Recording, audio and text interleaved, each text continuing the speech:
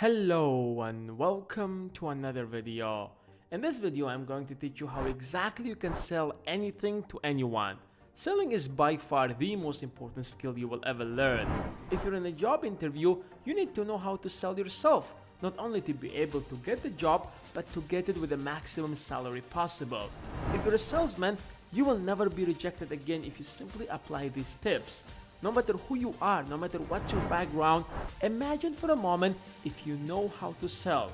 All what you need to do is to come up with a product or service and start selling it. And it's only a matter of time before you will be filled with cash.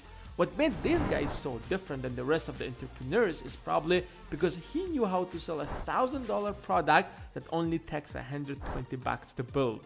Fortunately, there is science behind all of this. There is science why people buy from one person and ignore the other. And here in this video, I'm going to share with you 5 scientifically proven ways that you can use to sell anything to anyone right now. So why don't you hit the subscribe button and enjoy the rest of the video. The first thing I want to talk to you is the rule of authority. We are more likely to follow a request if it's coming from an expert. Since we're so lazy to think about everything, we have came to certain conclusions, such as if it's coming from a credible source, then it must be reliable regardless of how ridiculous it might sound. That's why we find some great salespeople sticking their certificates on the wall of their offices where they meet their clients, because it sends a message to the client that the guy you're dealing with knows exactly what he's doing. Let the other person know what makes you a credible person to sell this particular product or service. You can present that in many different ways. If you're selling a medical product, for example, don't forget to mention that you're a doctor with 15 years of experience in this field. Indirect signals could also have a significant impact, like the title before your name or the clothes that you're wearing. I did the same thing in the beginning of this video when I told you that I'm going to share with you scientifically proven ways. Probably grabbed your attention because most of us believe in whatever science says. In fact, science says that people will more likely believe in what you say simply by stating science says. I guess that worked pretty well. So if you are not a credible person yourself, talk at least about the credibility of the product, for example. The second way to sell is to make the other person to like you. I'm sure that you have came across someone who tried to sell you something in the streets and you probably rejected him without a second thought. Now imagine if that person is your friend. It gets hard to reject him, right? We might even feel guilty for not buying from him. So why not use this trick with every person you are trying to sell something? Before jumping into business, make the other person like you. But what are the factors that cause one person to like another person? Well, there are many factors that's involved here, but in general, we like people who are similar to us, people who pay us compliments, and those who work with us for mutual goals. Instead of starting talking about all the benefits of your product first, why don't you have a small talk to find some similarities between you? Maybe both of you watch soccer. Perhaps both of you support the same team. The more reasons you will give him to like you, the higher the chances that you will make the sale.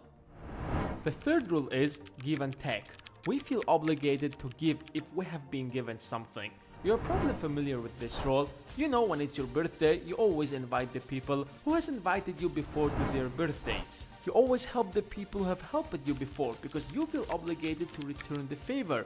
And that's one of the reasons why salespeople usually give you a free sample to try, in order to give you this feeling of obligation to buy the rest of the package. Of course, they are trying to expose you to their products, but at the same time, they understand the psychological effect it has on you. So this is one of the most effective ways that you can use to drag someone to buy your product or service. It should not necessarily be something physical. Sometimes a kind behavior can trigger the emotions of obligation. But what's more important here is to be the first to give, without appearing like you're expecting something in return. Make it seem natural, as if you are giving it out of love or friendship. The next step is the principle of social proof. If others are doing it, then we're more likely to do it ourselves. We look at the people around us to determine our actions. So if everyone around is getting the new iPhone, we are more likely to do that as well. That's why advertisers love to inform us that their product is the fastest growing or the largest selling, because they don't have to convince us directly that the product is good. They only need to let us know that everyone around is using it, so it must be good. We have this kind of mindset that if everyone is doing it, then it must be right. It's not possible that everyone is wrong. Come on, They are buying it for reasons. That's how we think. Yes, of course, not everyone is like that, but overwhelming majority, 95% of people look up to others to determine their actions. Because we don't like to be different. We want to be like everyone else. So when it comes to sales, you can talk about all the great benefits of your product, but it's going to be much more effective if you talk about how everyone else is using it. That will have a stronger effect. And the last tip is scarcity. People want to have more of what's less available. The only reason diamond is more expensive than gold is not because they are better in some way, but simply because they are scarce. We feel a sense of loss if we don't get what's less available. The idea of potential loss have a large role in human decision making. In fact, people seem to be more motivated by the thought of losing something than by the thought of gaining something of equal value. For example, it's easier to convince people to go to the gym by stating what they might lose if they don't go to the gym than by what they might gain. Because you don't want to lose that good health that you already have. You're probably familiar with the limited number tactic, when a customer is informed that a certain product is in short supply, that if you don't get it now, you will have to wait for another 6 months for the next stock to arrive. Or the deadline tactic, where the products are only sold during a particular period of time.